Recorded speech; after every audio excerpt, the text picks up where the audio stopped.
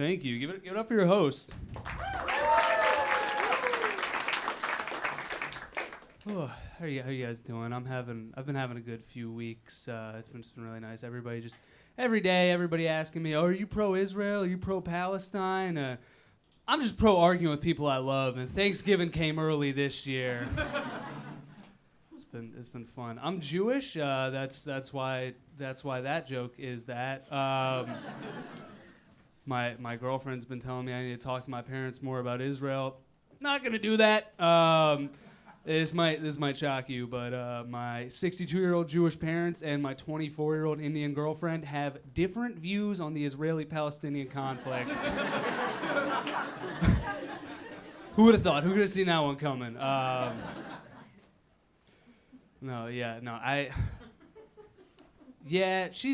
I think me and my girlfriend are going through like a rough patch right now because she's been sending me a lot of mixed signals recently. Like she posted on her Instagram yesterday, "End the occupation," and then I told her I quit my job, and she was mad at me. And it's like, what occupation were you talking about? What could that be in reference to? She's. We just been fighting. Like she got mad at me the other day because she was complaining about her roommate. She was like, "Oh, she's such a pick-me girl," and I was like, "I don't know. She seems pretty cool to me."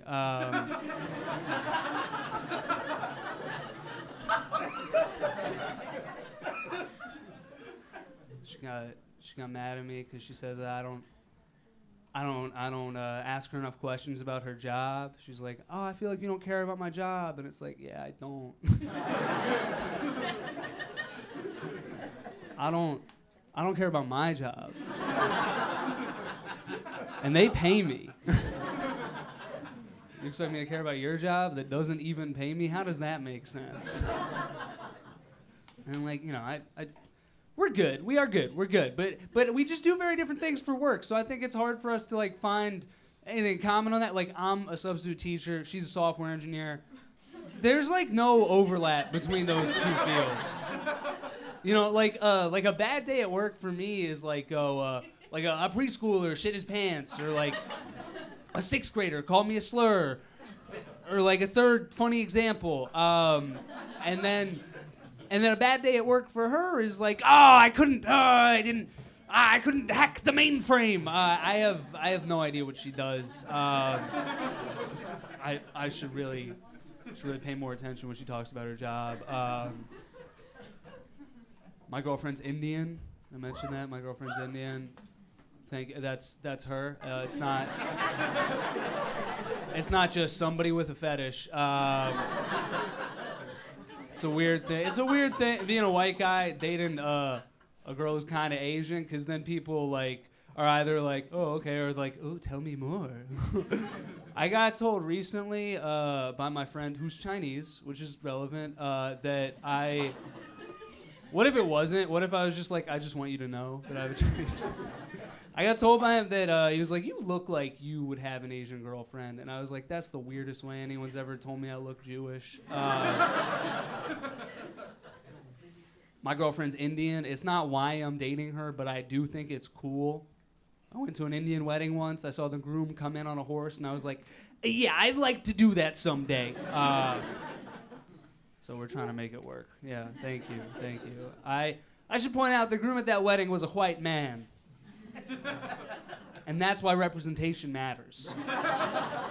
Because if you can see it, you can be it. There's a lot of talk about representation these days, and as a straight cis white man trying to make an entertainment business, I kind of feel like a guy who just finished paying off his student loans hearing about loan forgiveness, where I'm just like, that is a good idea, but why right now? Come on. Yeah, like, no, for sure. We do not need any more straight white men in entertainment. Except maybe we have room for like one more. Trying to sneak my way in, wearing some colorful shirts. People are like, "Are you bi?" I'm like, "What is sexuality?" Just Harry Styles my way to the top. It's gonna be so funny in like 20 years when everybody just realizes he's straight. Just a little reverse Elton John, which is ironic because they do dress the same.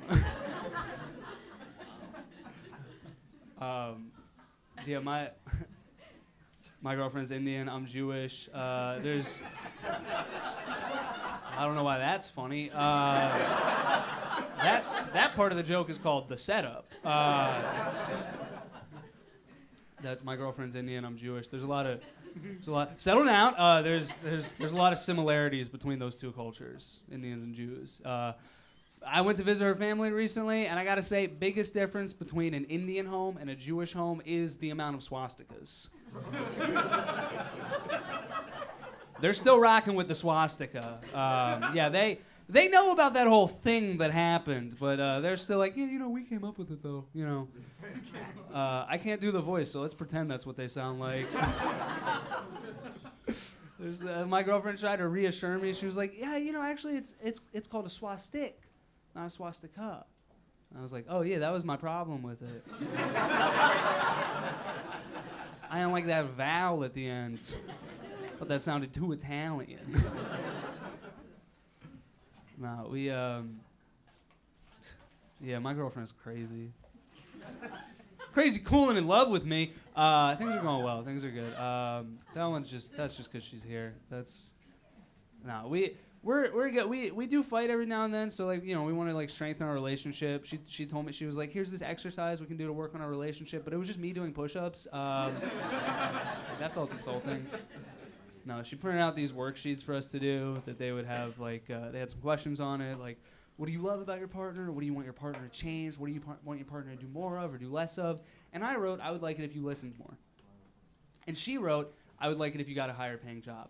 And I was like, you and my mom might disagree on Israel, but there are some things you can find some common ground on.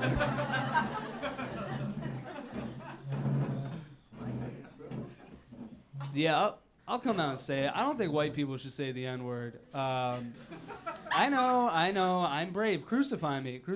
I don't think white people should say the N-word. I know a lot of white people, they use these replacement words because they don't know how to be silent for 3 seconds.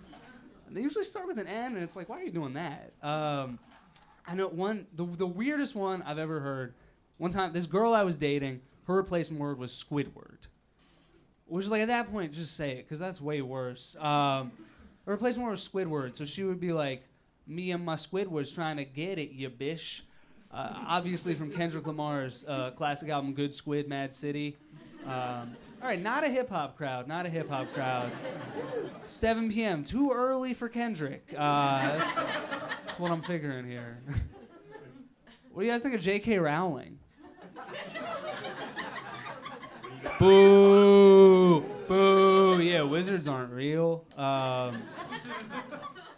I don't like her because she's transphobic. I don't like that about her. But honestly, I think we should have seen it coming.